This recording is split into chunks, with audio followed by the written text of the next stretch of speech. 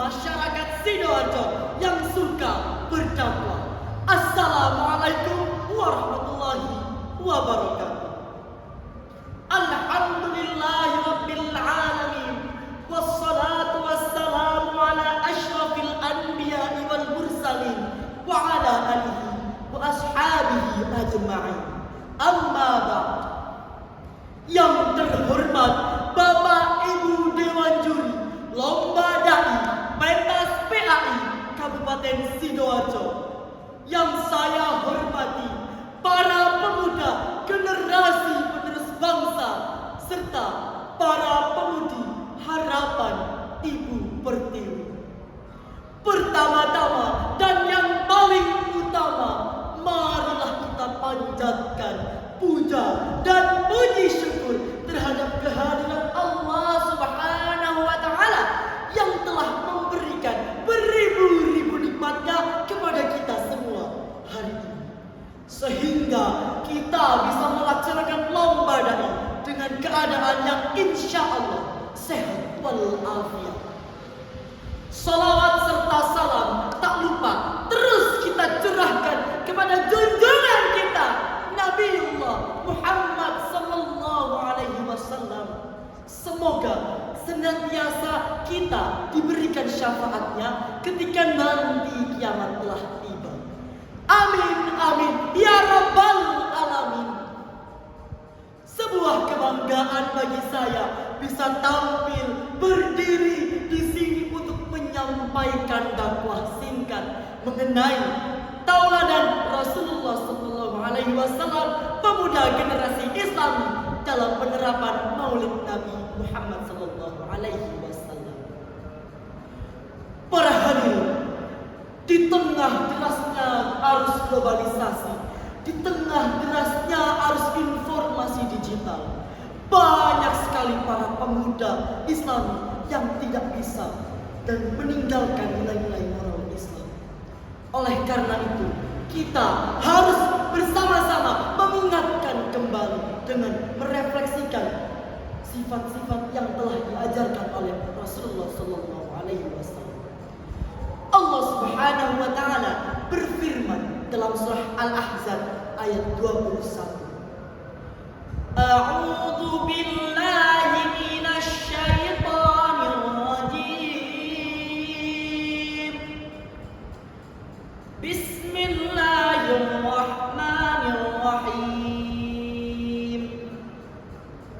Laqad kana lakum fi Rasulillahi uswatun hasanah. Shadaqallahul adzim. Yang artinya sesungguhnya Nabi Muhammad sallallahu alaihi wasallam adalah suri tauladan yang baik bagimu. Ayat ini menegaskan bahwa Rasulullah sallallahu alaihi wasallam adalah contoh yang terbaik dalam aspek kehidupan.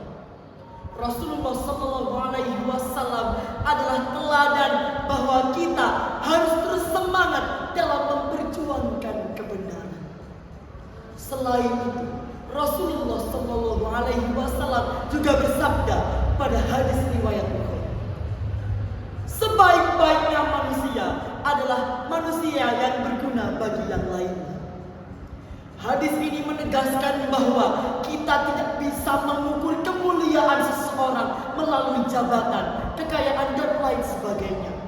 Namun kita bisa melihat bagaimana dia menjalani kehidupan sehari-hari, serta bagaimana penerapan sifat yang telah diajarkan oleh Rasulullah sallallahu alaihi wasallam.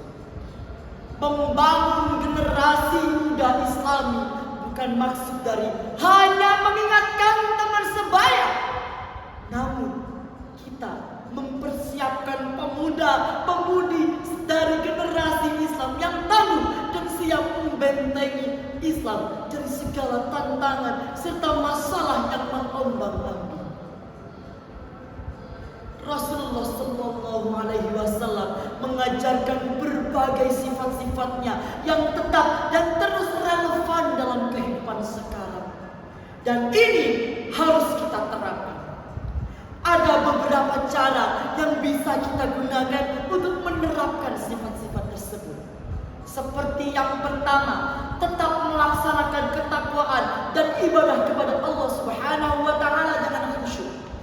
Hal ini menjadi fondasi utama sebagai kita pemuda generasi Islami agar tidak terbawa oleh arus globalisasi dan arus informasi digital yang menyebabkan kemalasan. Yang kedua, yakni membaca terus dan menerus kitab suci Al-Quran secara konsisten. Hal ini juga mendukung poin pertama, yakni mengingatkan kita agar selalu berbuat baik serta mengingatkan kita dan mereview sikap-sikap yang telah diajarkan oleh Allah Subhanahu wa taala melalui Nabi Muhammad sallallahu alaihi wasallam. Yang ketiga, kita harus menghargai serta menerapkan sifat-sifat Rasulullah sallallahu alaihi wasallam. Setelah kita mengetahui dan membaca ayat-ayat dan melaksanakan ibadah, kita harus menerapkan sifat-sifat yang telah ada pada materi-materi tersebut. Ini menjadi jalan utama agar kita bisa menjadi generasi muda Islami, namun tetap menerapkan sifat-sifat yang telah diajarkan oleh Rasulullah SAW dalam kegiatan Maulid Nabi Muhammad SAW. Dari dai dan dakwah yang saya sampaikan, bisa disimpulkan bahwa generasi muda Islami di Indonesia adalah generasi muda Islam yang tangguh dan kokoh. Namun tantangan seperti malas dan keterbawaan arus dalam informasi digital dan globalisasi menjadi pengaruh utama dalam menghadapi tantangan tersebut. Cukup sekian yang dapat saya sampaikan. Mohon maaf apabila ada terdapat kesalahan kata. Wabillahi taufiq wal hidayah. Wassalamualaikum warahmatullahi wabarakatuh.